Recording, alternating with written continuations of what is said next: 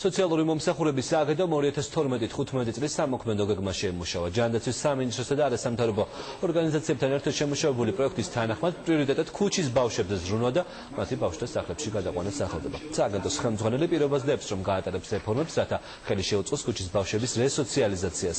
სოციალური მომსახურების სააგენტოს დირექტორის განცხადებით, სამოქმედო გეგმა დასამტკიცებლად საქართველოს მთავრობას უახლოეს მომავალში წარადგინება.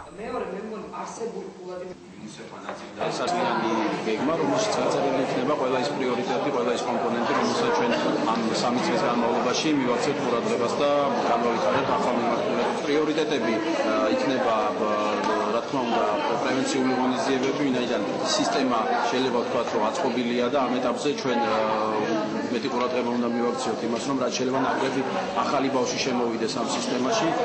თქვენ იცით, რომ ქუჩის ბავშვები ეს არის ერთ-ერთი მნიშვნელოვანი პრიორიტეტი, რომელზეც ჩვენ 2012 წლიდან ვიწყებთ აქტიურ მუშაობას და ეს იქნება განსაზღვრული როგორც ერთ-ერთი მნიშვნელოვანი სამოქმედო გეგმის ნაწილი.